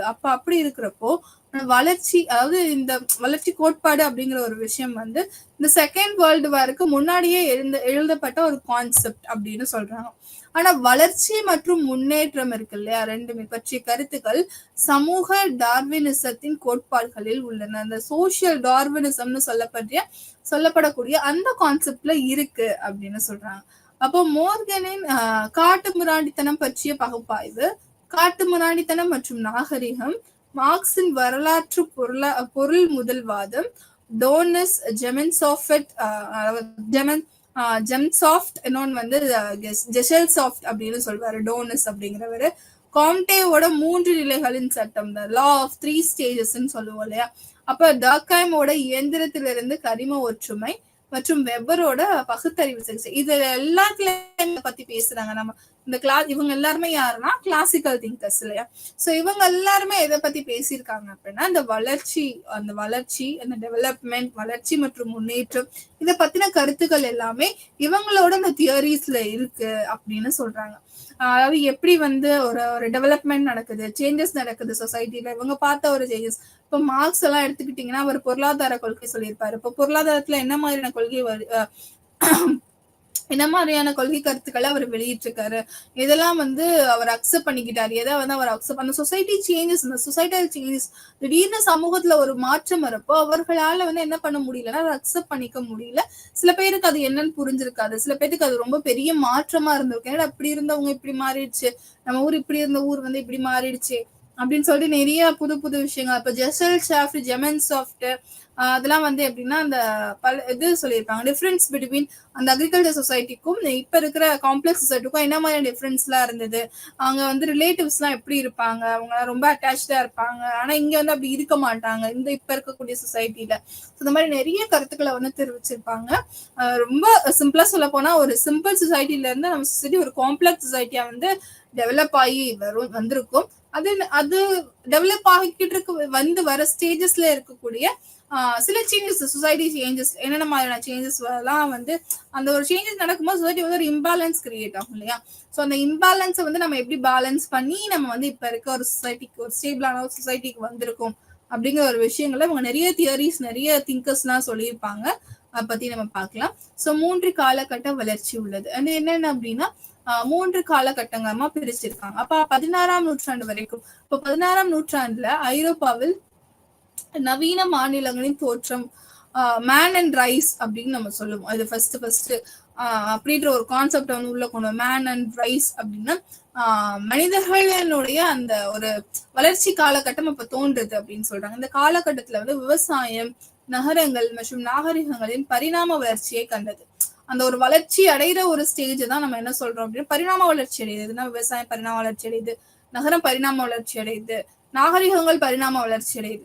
அப்ப ஐரோப்பா மற்றும் வட அமெரிக்காவின் ரைஸ் அப்படிங்கிற ஒரு விஷயம் 16வது செஞ்சுரில இருந்து 20ஆம் செஞ்சுரி, இந்த காலகட்டத்துல சந்தை அமைப்பு, முதலாளித்துவ நிறுவனங்கள் மற்றும் காலனித்துவத்தின் எழுச்சி கண்டது அப்படின்றத நம்ம பாக்குறோம் இல்லையா. சோ ஐரோப்பா மற்றும் வட அமெரிக்காவில ஒரு ரைஸ் நடக்கிற, அதான் நம்ம என்லைட்டன்மெண்ட் சொல்லுவோம் இல்லையா அது. சோ அந்த காலகட்டத்துல பாத்தீங்க அப்படின்னா இந்த மார்க்கெட் சிஸ்டம் அப்படிங்கிற ஒரு விஷயம் டெவலப் ஆகுது. சந்தை அமைப்பு, முதலாளித்துவ நிறுவனங்கள், நிறைய capitalist organisation, capitalist society create ஆகுது. காலனித்துவத்தின் எழுச்சி, காலனைசேஷன் உருவாக ஆரம்பிக்குது இந்த டைம் பீரியட்ல. நீங்க நல்லா கவனிச்சு பாத்தீங்க அப்படின்னா இந்த 16th செஞ்சுரில இருந்து 20th செஞ்சுரிக்குள்ளதான் அந்த யூரோப்பியன் நேஷன்ஸ் எல்லாம் வந்து இன்வேஷன் பண்ணுவாங்க. நிறைய இடத்துல போய் அவங்க காலனைசேஷன் பண்ணுவாங்க. நம்மளுக்கு பிரிட்டிஷ்க்கு நம்மளுக்கு யூரோப்பியன் நேஷன்ஸ் எல்லாம் நிறைய பேர் வந்து உள்ள வந்திருப்பாங்க. அப்படி ஃபர்ஸ்ட் வந்தவங்க, இந்தியாக்குள்ள வந்தவங்க வந்து பாத்தீங்கன்னா போர்ச்சுகீஸ் அப்படின்றவங்க வந்திருப்பாங்க. சோ அவங்க எல்லாம் வந்து 1600 தான் வந்து பிரிட்டிஷ் வந்து உள்ள வந்த ஆரம்பிச்சிருக்கும். ஸோ இந்த 16th செஞ்சுரியில இருந்து நிறைய காலனைசேஷன் பண்ண ஆரம்பிச்சிருப்பாங்க. அவங்க ஃபர்ஸ்ட் ட்ரேடுக்காக வருவாங்க. அப்ப அந்த வெறும் வணிகத்துக்காக வந்தவங்க என்ன பண்ணுவாங்க அப்படின்னா இங்க இருக்கக்கூடிய அந்த உள்கட்சி போர்ன்னு சொல்லக்கூடிய அந்த உள்நாட்டு மன்னர்களினுடைய அந்த வார் ஆஃப் சக்சஷன் இருக்கு இல்லையா. சோ அந்த வேக்கமை பயன்படுத்தி அவர்கள் ஆட்சி புரிய ஆரம்பிச்சிருவாங்க. அவங்க இங்க இருக்கவங்களுக்கு அந்த மன்னர்கள் கிட்ட பெரிய அளவுல வந்து ஒற்றுமை இருந்திருக்காது. அப்ப இவங்களுடைய உதவிகள் நாடும்போது இவங்க அந்த ஒரு வாய்ப்பை பயன்படுத்தி இவங்க ரூல் பண்ண ஆரம்பிச்சிருவாங்க. நம்முடைய வளங்கள் எல்லாத்தையும் சுரண்ட ஆரம்பிப்பாங்க. சோ இந்த மாதிரியான ஒரு காலனித்துவ எழுச்சி வந்து இந்த டைம் பீரியட் நடந்திருக்கும். அதுக்கு அடுத்த டைம் பீரியட் 1917 உலகளாவிய வளர்ச்சி சகாப்தம். இதில் இரண்டாம் உலகப் போர் ஒரு நீர்நிலை நிகழ்வாக லீக் ஆஃப் நேஷனல் உருவானது. வளர்ச்சி என்பது சமூக முன்னேற்றம் மட்டுமல்ல, அதிகாரம் மற்றும் மதிப்பின் சமநிலையை மீட்டெடுக்க மேம்பட்ட நாடுகளுடன் கேட்சிங் அப் என்பதையும் அர்த்தப்படுத்தியது. அப்ப இரண்டாம் உலகப் போருக்கு அப்புறம் ஒரு பெரிய மாற்றம் உருவாகுது. ஏன்னா இரண்டாம் உலகப் போர் வந்து முடிகிற சூழ்நிலை 1945 நம்ம ஐநான்னு ஒரு விஷயம் கிரியேட் பண்றோம், யுனைடெட் நேஷன் சொல்லிட்டு. இனிமே இந்த உலகத்துல போரே நடக்கக்கூடாது அப்படின்னு சொல்லிட்டு ஒண்ணு கிரியேட் பண்றோம் பீஸ் டாக்குக்காக. ஏன்னா இது இப்ப நடந்து அந்த காலகட்டங்கள்ல நடந்து முடிஞ்ச அந்த 1939 45 காலகட்டத்துக்குள்ள நடந்த இரண்டாம் உலக போர்ல ஜெயிச்ச கண்ட்ரிஸ் கூட நிறைய சேதங்கள் ஏற்படுத்திருக்கும். அது மனித உயிர்கள்லாம் வந்து அவ்வளவு பேர் வந்து இறந்து போயிருப்பாங்க. அது மட்டும் இல்ல, ப்ராப்பர்ட்டிஸ் நிறைய சேதங்கள் ஏற்படுத்தியிருக்கும். சோ அந்த மாதிரியான ஒரு விஷயம் இனிமே நடக்க கூடாது அப்படின்றதுக்காக அப்ப நம்ம வந்து ஐநா சபைன்ற ஒரு விஷயத்த வந்து நம்ம கிரியேட் பண்ணி வச்சிருப்போம் 1945. அதுக்கப்புறம் பாத்தீங்க அப்படின்னா நவீனமயமாக்கலோட கோட்பாடு. அப்ப இவங்க என்ன சொல்றாங்க அப்படின்னா, இந்த டெவலப்மெண்ட்டுக்கு ஒரு முக்கியமான காரணமா நவீனமயமாக்கல் அப்படிங்கிற ஒரு விஷயம் வந்து இருக்கு அப்படின்னு சொல்றோம். பிராந்திய மற்றும் உலக அளவில் வளர்ந்த நாடுகளில் இருந்து வளர்ச்சி அடையாத உலகம் வரை நிகழும் என்று அதை நம்புகிறது. இந்த நவீனமயமாக்கல் அப்படிங்கிற ஒரு விஷயம் எல்லா டைப் ஆஃப் சொசைட்டிலும் நடக்குங்க. டெவலப்டு சொசைட்டிலும் நடக்கும், டெவலப்பிங்லயும் நடக்கும், அண்டர் டெவலப்டு நேஷன்ஸ்லயும் நடக்கும் அப்படின்னு சொல்றாங்க. ஏன்னா எல்லா கண்ட்ரீஸ்லயும் என்ன இருக்கும் அப்படின்னா, மாடர்ன் சொசைட்டிக்கான ஒரு அந்த நீடு இருக்கும், அந்த ஒரு டிமாண்ட் இருக்கும். ஸோ அதை நோக்கி எல்லாருமே அந்த மாடர்ன் டெக்னாலஜிஸை நம்ம நம்ம எடுத்துக்கணும் அப்படிங்கிற ஒரு விஷயம் பார்ப்பாங்க, நம்ம அதை வாங்கிக்கணும் அப்படிங்கிற ஒரு விஷயத்த தான் பார்ப்பாங்க. ஸோ அதனால எல்லா டைப் ஆஃப் சொசைட்டிலும் அந்த மாடர்னைசேஷன் அப்படிங்கிற ஒரு விஷயம் வந்து இருந்துட்டே தான் இருக்கும். அப்புறம் ஜேம்ஸ் அப்படின்றவர் என்ன சொல்றாருன்னா, பாரம்பரிய அல்லது முன் தொழில்நுட்ப சமூகம் கடந்து செல்லும் ஒரு செயல்முறையாக தான் இதை நம்ம பார்க்கிறோம். இயந்திர தொழில்நுட்பத்தால் வகைப்படுத்தப்படும் ஒரு சமூகம் மாற்றப்படுகிறது. பகுத்தறிவு, மதச்சார்பற்ற அணுகுமுறை, இதெல்லாமே இந்த வெஸ்டர்ன் கல்ச்சர் இது எல்லாமே வந்து ஏற்றுக்கொள்ளப்படுகிறது அப்படின்னு சொல்றாங்க. அரசியல் நிறைய மாற்றங்களை வந்து நவீனமயமாக்கல் மூலியமா நம்ம ஏற்படுத்திருப்போம். நிறைய பொலிட்டிக்கல் சேஞ்சஸ் உள்ள வந்திருப்போம், நிறைய எக்கனாமிக்கல் சேஞ்சஸ் வந்து நம்ம உள்ள கொண்டு வந்திருப்போம். அதுக்கப்புறம் பாத்தீங்கன்னா சமூக மாற்றம் பற்றிய 2 கருத்துக்களில் இருந்து உருவானது. என்னென்ன கருத்து? பாரம்பரிய மற்றும் நவீன சமுதாயத்தோட கருத்து, வளர்ச்சியின் முற்போக்கான நிலை. இது ரெண்டுமே பாரம்பரிய மற்றும் நவீன சமுதாயம் ரெண்டுத்தையும் சம்பந்தமான சில கருத்துக்கள் இருக்கும். வளர்ச்சியின் முற்போக்கு நிலைகளில் வளர்ச்சியை சமூக பரிணாம வளர்ச்சியாக கருதும் நேர்மறைவாதம் அப்படிங்கிற சில விஷயம். அப்புறம் அடிமைத்தனம், நிலப்பிரபுத்துவம், முதலாளித்துவம் நிலைகளை பொருளாதாரம் கடந்து செல்கிறது என்று கால் மார்க்ஸ் கருதுகிறார். அப்ப கால் மார்க்ஸ் சொன்ன கான்செப்ட் அந்த சொசைட்டி படி எப்படின்னா, ஃபர்ஸ்ட் ஸ்லேவ் சொசைட்டி இருக்கும், அதுக்கப்புறம் லேண்ட் லார்ட்ஸ் அவங்க இருப்பாங்க, கேபிட்டலிஸ்ட் சொசைட்டி. ஸோ இந்த மாதிரி எல்லாம் கடந்து வந்துதான் இன்னைக்கு நிலைமையில இது இருக்கு. இதை உடைச்சுதான் சோசியலிசம் அப்படிங்கிற ஒரு விஷயம் வந்து உருவாகும், கம்யூனிசம் அப்படிங்கிற ஒரு விஷயம் அப்படின்னு சொல்லிட்டு கால் மார்க்ஸ் அவர்கள் வந்து கருத்தை வச்சிருப்பாங்க. அப்புறம் வந்து டபிள்யூ ரோஸ் டோவென் அவரோட பாத்தீங்க அப்படின்னா, பொருளாதாரம் ஒரு வரலாற்று பரிணாம வரிசையை ஒரு கட்டத்தில் இருந்து மற்றொரு கட்டத்திற்கு வந்து கடந்து செல்ல வேண்டும் அப்படிங்கிற ஒரு விஷயத்த வந்து சொல்லுது. அப்புறம் வால்ட் டபிள்யூ ரோஸ் டோவென் வளர்ச்சி நிலைகளின் கோட்பாடு, இவர் வந்து ஒரு சில கோட்பாடு சொல்றாரு. அதுல பாத்தீங்க அப்படின்னா, பாரம்பரிய சமூகங்கள் உற்பத்தி செயல்பாடுகள் குறைவாக இருக்கும். ஏன்னா பாரம்பரியத்துல, அதாவது முன்னாடி இருக்க சொசைட்டி ட்ரெடிஷனல் சொசைட்டில எப்படி இருக்குங்க, கண்டிப்பா வந்து அந்த ப்ரொடக்ஷன்ற விஷயம் ரொம்ப கம்மியா இருக்கும். ஏன்னா இண்டஸ்ட்ரியல் சொசைட்டில தான் நிறைய இண்டஸ்ட்ரீஸ் கொண்டு வந்திருப்போம், மிஷின்ஸ் கொண்டு வந்திருப்போம், அதனால அங்க உற்பத்திகள் வந்து அதிகமா இருக்கும். மற்றும் ஒரு தலைக்கு வெளியீடு குறைவாக உள்ளது மற்றும் அணுக முடியாததால் உயர முனைவதில்லை.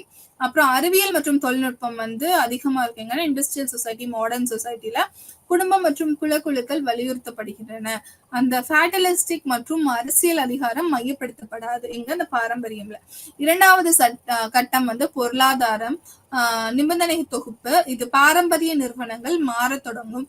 அந்த பாரம்பரிய நிறுவனங்கள் எல்லாமே என்ன ஆகும்னா மாறிக்கிட்டே வரும். பொருளாதாரம் வந்து படிப்படியா நவீனமயமாக்கலா மாறிக்கிட்டு இருக்கும். ஏன்னா முன்னாடி இருந்த மாதிரியான ரொம்ப ஒரு சீலை மட்டும் வச்சு அனுப்பி நம்ம அதை மட்டும் நம்ம இல்லாம அதை பேக் பண்ணி அனுப்பி அந்த கண்ட்ரில அந்த சீலை பார்த்து அது நம்மளோட ப்ராடக்ட் தான் அப்படிலாம் கிடையாது. இப்பெல்லாம் நிறைய ஸ்கேனர் அளவுக்கு போயிடுச்சு, கியூஆர் கோட் ஸ்கேனர், நிறைய அட்வான்ஸ்டு டெக்னாலஜிஸ் எல்லாம் நம்ம யூஸ் பண்றோம். இன்னைக்கு பிளாக் செயின் டெக்னாலஜி வரைக்கும் நம்ம வந்திருக்கோம். இதுக்கு மேலேயும் கூட நம்மளால நிறைய அட்வான்ஸ் டெக்னாலஜிஸ் வந்து கண்டுபிடிக்க முடியும். ஸோ இந்த மாதிரி நிறைய அட்வான்ஸ் டெக்னாலஜிஸை நம்ம உள்ள கொண்டு வந்திருக்கோம். டிரைவ் டு மெச்சூரிட்டி அப்படின்னு சொல்லக்கூடிய ஒரு தொழில்நுட்பம் ஒரு கருத்தை தெரிவிக்கிறாங்க. இறக்குமதி ஏற்றுமதி இதுல வந்து ஒரு நம்பிக்கைகள், அதுக்கு லாபம், அதுக்கேற்ற மாதிரியான லாபம், அப்புறம் மக்கள் தொகை, மற்றும் நீடித்த மற்றும் அதிநவீன நுகர்வோர் பொருட்கள், இந்த கன்சியூமர் இதெல்லாம் இருக்கு இல்லையா, ஸோ அவங்களுக்குன்னு சில ரைட்ஸ் எல்லாம் நம்ம நிறைய கொண்டு வந்திருக்கோம். அவங்களோட தேவைகளை பூர்த்தி பண்ணணும். நிறைய இடத்துல வந்து வெகுஜன மக்களினுடைய ரைட்ஸை வந்து நம்ம பாதுகாக்கப்படுறோம்.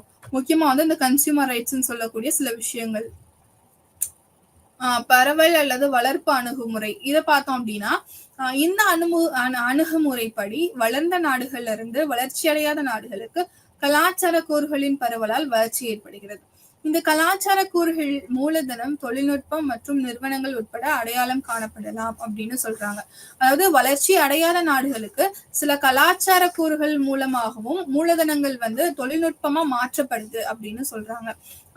அது மூலியமா வந்து அவங்களுக்கு என்ன பண்றாங்கன்னா அவங்க டெவலப்டு ஆயிக்கிறாங்க அப்படின்னு இங்க கூறப்படுது. அப்ப உளவியல் அணுகுமுறைன்னு பாத்தீங்க அப்படின்னா மதிப்புகள், நோக்கங்கள் அல்லது அளவியல் சக்திகள் தான் இறுதியில் பொருளாதார மாற்றம் அப்படின்னு சொல்ற. அதாவது சைக்காலஜிக்கல் தாட்ஸ், அந்த சைக்காலஜிக்கல் பெர்ஸ்பெக்டிவாவும் இது இருக்கு.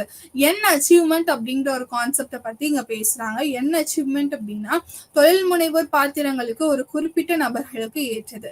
அதாவது அச்சீவ்மெண்ட் மோட்டிவேட்டிங் ட்ரைனிங் மூலம் இதை வந்து நம்ம மேம்படுத்தலாம். இவங்களை வந்து நம்ம என்ன பண்ணலாம்னா அந்த ஒரு மோட்டிவேஷன் கொடுத்து அவங்கள மாடர்னைசேஷனை அக்செப்ட் பண்ணிக்க வச்சு அவங்க இண்டஸ்ட்ரியலைசேஷனை வந்து அதை எடுத்துட்டு போகலாம். ஸோ இது வந்து என்ன சொல்றாங்கன்னா அந்த சைக்காலஜிக்கல் பெர்ஸ்பெக்டிவ் அப்படின்னு சொல்லப்படக்கூடிய ஒரு விஷயம். அதுக்கப்புறம் வளர்ச்சி, இது வந்து பார்த்தோம்னா வளர்ச்சியின் மார்க்சி மற்றும் நியோமார்க்சி அணுகுமுறை. ஸோ இவங்க வந்து என்ன சொல்லியிருப்பாங்கன்னா டிபெண்டன்சி, அந்த சார்பு கோட்பாடுகளை பத்தி சொல்லியிருப்பாங்க. டிபெண்ட் தியரிஸ்ன்னு சொல்லுவோம். சார்பு கோட்பாடுனா அந்த வேர்ல்டு சிஸ்டமே ஒன்னே ஒண்ணு வந்து சார்ந்துதான் இருக்கும், ஒருங்கிணைந்த ஒரு விளைவாக தான் இது வந்து நம்ம பார்க்கப்படுறோம் அப்படின்னு சொல்றாங்க. சார்பு அப்படின்ற ஒரு உலக பொருளாதாரத்தை வடிவமைக்கும் ஒரு வரலாற்று நிலை. அரசியல், பொருளாதாரம், கலாச்சாரம், எங்கேயாவது ஒரு இடத்துல வந்து ஒரு பொருளாதார நெருக்கடி ஏற்பட்டது அப்படின்னா ஒரு நாடுல கண்டிப்பா வந்து அந்த நாட்டுல வணிகம் செய்யக்கூடிய மற்ற நாடுகளும் அதனால பாதிக்கப்படும் சொல்றாங்க. இதுதான் வந்து சார்பு பொருளாதார கொள்கைன்னு சொல்றோம். சார்பு கோட்பாட்டோட முக்கியம் வந்து என்ன அப்படின்னா பிந்தைய வளங்கள் பயன்படுத்தாத ஒரு நிலை, ஆனால் வளர்ச்சி அடையாதது என்பது மையத்திற்கு நன்மை பயக்கும் அப்படின்னு சொல்றாங்க. அறிவொளியின் அறிவியல் மாற்றங்கள், என்லைட்டன்மெண்ட் மூலியமா நம்மளுக்கு என்ன வருது, இண்டஸ்ட்ரியலைசேஷன் கிரியேட் ஆகும். இண்டஸ்ட்ரியேஷன் மூலியமா அர்பனைசேஷன் நடக்கும், மாடர்னைசேஷன் நடக்கும் அப்படின்னு சொல்லியிருப்பாங்க. இது முக்கியமா எங்க ஆரம்பிச்சிருக்கும்னா அந்த ஐரோப்பிய பொருளாதாரத்தோட சம்பந்தப்பட்ட ஒரு விஷயமா இருக்கும். வளர்ச்சி அடையாத உலகில் வளர்ச்சிக்கான நிலைமைகள் தோற்றுவிப்பது, அப்புறம் உபரி சர்ப்ளஸ் ப்ரொடக்ஷன் நம்ம கிரியேட் பண்ணும்போது அதை வந்து நம்ம ட்ரேட் பண்ண ஆரம்பிப்போம். குறைந்த அளவு உற்பத்தி மட்டும் இருந்துச்சுன்னா நம்மளால ட்ரேட் பண்ணிருக்க முடியாது. நம்ம செல்ஃப் சஃபிஷியன்டா ஆனதுக்கு அப்புறம் அதுல இருக்கக்கூடிய அந்த சர்ப்ளஸ் நம்ம வந்து உபரிய வந்து நம்ம என்ன பண்ணுவோம் அப்படின்னா வணிகம் செய்வோம். அப்படியே வணிகமயமாக்கம் வந்து வரும். அதுக்கப்புறம் மனித வளர்ச்சின்னு பாத்தீங்க அப்படின்னா நம்ம ஹியூமன் கேபிட்டல் எப்படி டெவலப் பண்றது, நம்ம கிட்ட அதிகமான மக்கள் தொகை இருக்கு, அப்ப அதை எப்படி டெவலப் பண்றது, அதை எப்படி வந்து நம்ம ஆப்டமிஸ்டிக்கா நம்ம எப்படி யூஸ் பண்றது அப்படிங்கிற விஷயத்த பத்தி சொல்லியிருப்பாங்க. நீண்ட காலமாக வளர்ச்சி என்பது ஒரு தனிநபர் ஜிஎன்பி மூலம் அளவிடப்படும் வளர்ச்சி. அப்போ ஒரு ஜிஎன்பி அந்த கிராஸ் நேஷனல் ப்ராடக்ட்ன்றது அதிகமா இருந்தது அப்படின்னா கண்டிப்பா வந்து அந்த நாடு வந்து ஒரு வளர்மிக்க ஒரு நாடாதான் இருக்கும் அப்படின்னு சொல்லப்படுது இல்லைங்களா. அப்ப பெண்கள் இது வரைக்கும் நம்ம வந்து என்ன பார்த்திருக்கோம் அப்படின்னா அந்த மாடர்னைசேஷன், அர்பனைசேஷன், அப்புறம் வந்து இண்டஸ்ட்ரியலைசேஷன், இது மூணுத்துக்கும் உள்ள சம்பந்தங்களை பத்தி நம்ம பார்த்தோம். இது மூணு வந்து எப்படி ஒன்றை ஒன்று சார்ந்து இருக்கு, இதெல்லாம் வந்து என்ன மாதிரியான ஒரு தாக்கத்தை வந்து இந்த சமூகத்துல ஏற்படுத்துச்சு அப்படிங்கறத பத்தி பார்த்தோம். இப்ப நவீனமயமாக்கல் பத்தி நிறைய அறிவியலாளர்கள் சொன்ன கருத்துக்களை பார்த்தோம். அதுல முக்கியமா வந்து கால் மார்க்ஸ், வெப்பர், டர்க்கைம் இவங்களோட கருத்துக்கள் எல்லாத்தையும் நம்ம பார்த்தோம். லேர்னரோட கருத்துக்களை பத்தி நம்ம பார்த்தோம். அப்புறம் தொழில்மயமாதல் வந்து நவீனமயமாக்கலுக்கு வந்து எப்படி வழிவகுத்துருக்கு, எப்படி வந்து அது அர்பனைசேஷனுக்கு வந்து வழிவகுத்துக்கு, அங்க ஏற்படக்கூடிய சமூக மாற்றங்கள் என்ன, தொழில்துறையில நடக்கக்கூடிய மாற்றங்கள் என்ன, அந்த தொழில்துறை நிறுவனங்களை வந்து எப்படி மக்கள் வந்து அக்செப்ட் பண்ணிக்க ஆரம்பிச்சாங்க, அந்த தொழில்துறை கல்ச்சர், அந்த இண்டஸ்ட்ரியலைசேஷன் கல்ச்சர் இல்ல ஆர்கனைசேஷன் கல்ச்சர்னு சொல்லக்கூடிய அந்த ஒரு விஷயத்த வந்து மக்கள் எப்படி எடுத்துட்டு போக ஆரம்பிச்சாங்க, இதை பத்தி எல்லாமே நம்ம இந்த கான்செப்ட்ல பார்த்திருக்கோம். அதுக்கப்புறம் பாத்தீங்க அப்படின்னா நகரமயமாக்கல், இந்த அர்பனைசேஷன். அப்ப அர்பனைசேஷன்ல என்னென்ன மாதிரியான விஷயங்கள் நடக்குது, அந்த எக்ஸ்சேஞ்ச் ஆஃப் பாப்புலேஷன் அப்படிங்கிற ஒரு விஷயத்த பத்தி நம்ம பார்த்தோம். கிராம கலாச்சாரத்துல இருந்து அந்த விவசாய கலாச்சாரத்துல இருந்து எப்படி வந்து ஒரு தொழில்துறை கலாச்சாரத்துக்கு மக்கள் மாற்றப்பட்டாங்க, அது எப்படி வந்து அவங்க அந்த கல்ச்சுரல் பிளெண்டிங்கை வந்து அவங்க எப்படி அதை அக்செப்ட் பண்ணிக்கிட்டாங்க அப்படிங்கறத பத்தி நம்ம பார்த்தோம். அப்புறம் நிறைய பெர்ஸ்பெக்டிவ்ஸ் ஆஃப் டெவலப்மெண்ட்டை பத்தி பார்த்தோம்.